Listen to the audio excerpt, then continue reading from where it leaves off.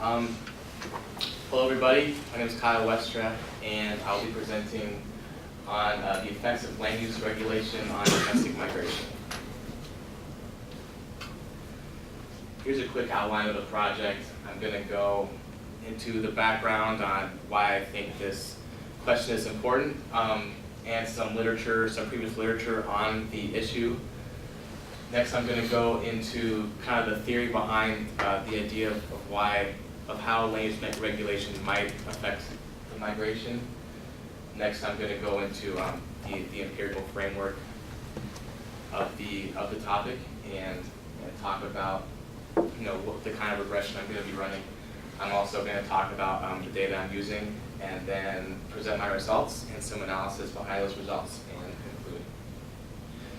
So, land use regulation, it is evident from previous literature that it does affect the price of a house, and so what, and kind of the affordability as well in the area. And so what I was kind of thinking is that how might that affect migration or people trying to enter into a city or a metropolitan area, and possibly looking for jobs, because if a metropolitan area has a booming economy, then it would cause a lot more people to want to come. But if there's really stringent land use regulations there, then it would really kind of keep people from being able to enter that market.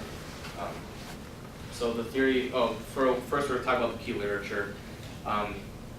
Sy and Moretti really talk about spatial misallocation and how land use regulation, or they talk about the foregone growth in the United States, and they mention land use regulation and zoning as a possible reason behind that. And then Quigley and Moretti kind of go deeper into it, especially in the state of California, and they conclude that in the more regulated cities, if there is a great housing demand, that demand doesn't quite meet or the supply doesn't quite meet the demand in those regulated cities. Next, Yorko, Size, and Summers develop the regulation variable that I'm going to use. They sent out a big survey to the cities in the area, or to multiple cities and metropolitan areas in the United States, and develop an index. And we'll talk more about that index later. So, going into some theory behind it, here we have a regular supply and demand graph. You see as the supply of houses, or the demand of houses, increases as the economy in the area is growing. You see that the price will also increase with the supply. However, if you add zoning into the equation, we see it kind of creates a kink in the demand graph, as you're not allowed. The zoning kind of creates an area where you can only have residential, and so if there's a bigger demand, it doesn't allow you to expand there. And so the kink might be a little exaggerated, but for the visual here, it helps out. As you see that the price for the houses, the demand shifts, is much larger than it would be if there was no kink. So that talks a little more about the price. Here, we're talking about the migration with the quantity of labor here. As we see in a city, as the demand for wages, or as the demand for labor increases, we see the wages increase, and the quantity of labor also increases along with that. And then in the long run, we'll kind of see the supply come out to meet the demand, which also increases the quantity of labor and decreases the wages just a little bit. So, going into the empirical framework of the OLS regression that I'm going to run, we see here that using domestic migration as the left side variable, I'm going to look at regulation, which is going to be that blurry index value. Next, the labor market is going to be represented by the unemployment rate. The supply elasticity is going to be a calculation that is from a paper by Syaz. And the house price and housing affordability are both variables used from Zillow research, and the housing affordability is kind of a price to price to income ratio, while the house price is just the price of the house, or the average price in that metropolitan area. Undevelopable area is an interesting variable that I thought would be good to add, as there's a paper that I read that talked about developable area being a big factor in the price of a house, if there's a slope that's more than 30% of like 0, then you can't develop there. And so the undeveloped area is a variable that is added from another paper that I saw. And then average temperature is the final variable that I decided to add, as people would probably want to move towards warmer weather. So following the predictions, we want to see, or we predict that the regulation variable would have a negative effect as regulation goes up. You'd have less domestic migration. The labor market would be positive. Supply assets be positive. Housing affordability and house price negative, and the undevelopable area and weather being negative and positive, respectively. So talking about the empirical findings, we see here that the domestic, well, this is the data here, and we talk about domestic migration.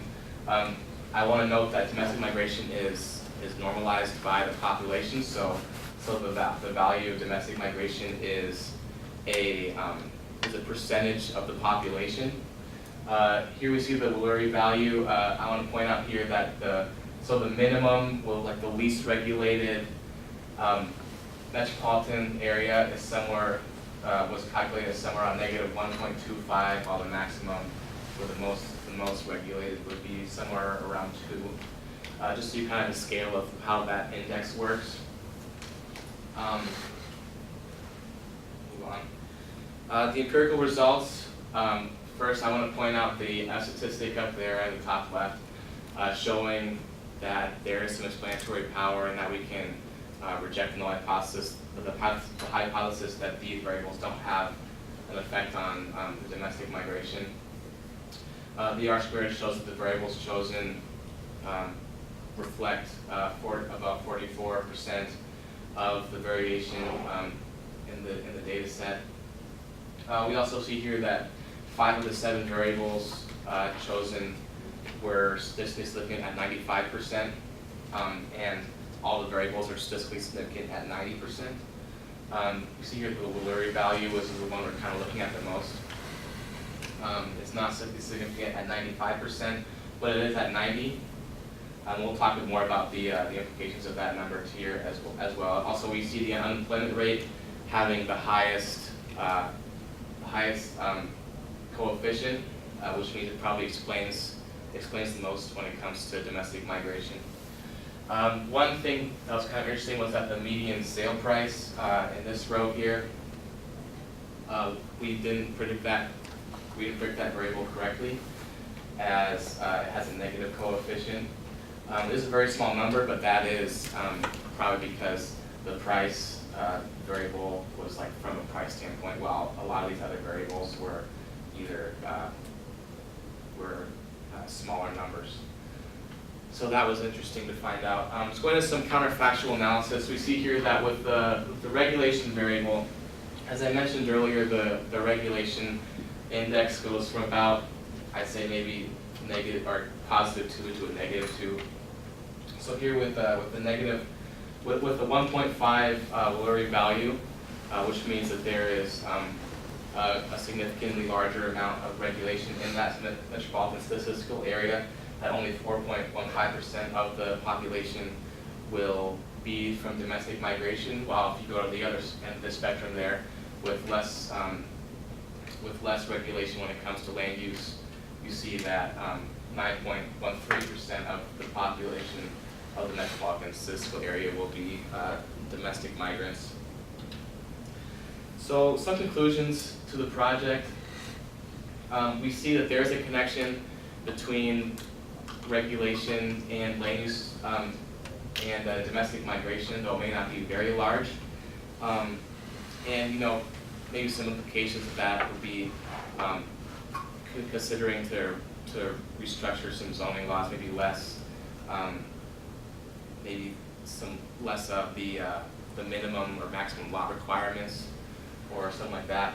You see that labor market was the strongest indicator of domestic migration, and I noticed that the R squared value was not very large. I think that can be explained by the large amount of pull factors that had to do with kind of making a move that are unmeasurable. You can talk about maybe someone isn't like searching for a job, but they just get relocated, or perhaps they just want to leave for various reasons. They don't like where they live currently, or something like that. So those are my conclusions of the project. I don't think you can for some questions.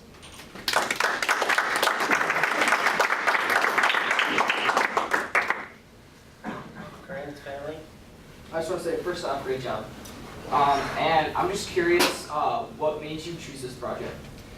I actually had done some previous research on the city of Houston, and that's kind of one of those cities that is like growing rapidly in the past couple of years. It's, I think, now the third largest city in America. And one of the unique things about the city is that it doesn't have a zoning code. So everything there is kind of, it's not like helter-skelter when it comes to where things are, but there's no zoning code really defining where things are allowed to go and where not. As I did more research, obviously the city does have a lot of ways to control that kind of stuff, but I thought that was interesting, not having a zoning code, but having such a successful city. And so, no, that kind of got me started on the topic of zoning and regulation, land use regulation. And so, kind of going into this, that was a big impact on what I chose to study. Yeah. When you were looking at the urban centers, was there a population? Like, what was it large cities or? Well, what I kind of was thinking was that maybe the large cities, or I was thinking more cities that have a lot of economic growth currently, and if that city has a lot of economic growth, perhaps if it's more regulated, it might not be able to meet its full potential because people might not be able to move there. One city that comes to mind is San Francisco right now. There's a lot of growth because of the booming tech industry, but with a lot of regulations in the area. You know, I read some articles about you know, restaurants having to switch like all the way to automated things because they can't hire waiters and waitresses because they're not able to live in or close enough to the city. So it's just like being able to get to a job was kind of what I was looking at most, and you can see a correlation, I think, well, not from my research, but just from thinking there might be a correlation between population, but I have to look at that further if I want to continue that project. Thanks. You guys are so nice. Nobody else?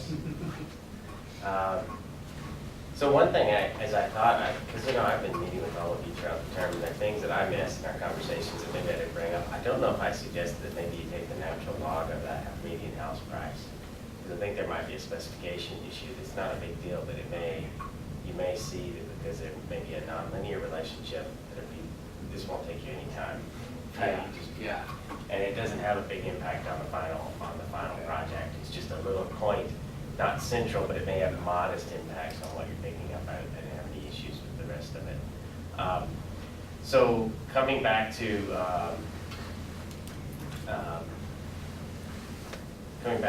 previous question, sort of, you know, okay, what are the big things you got from the experience, both academically and in terms of intellectual development? I should mention one thing. Kyle didn't mention this. This project, I believe, started when you were working on the Joint Economic Committee for the U.S. Senate under the senior economist in the majority of the Senate, and it was part of the Fruit Summer interns in economics and policy. So it's sort of nice to see this output from our departmental perspective and the institutional perspective that led to this outcome. So I'm just giving that for the video. Yeah. And then everybody knows that this is part of that outcome. But maybe tell us a little bit about sort of big academic development and then how you see it sort of fitting into your intellectual development. Yeah, well, academically, I think it's really cool kind of to be able to, like Ben said, you know, be able to work on a project in a class setting, but also come out of the semester with your own project that you know you worked hard on. And that's something that, you know, I'll be kind of happy with as I graduate here, that I worked hard and did his project well. And intellectually, or I guess that was more intellectually, academically, I think doing research, running regressions, I think doing the counterfactual analysis was a big benefactor to my project, as it kind of it puts meaning behind the numbers, and I think kind of being able to do that is a real benefit as I move on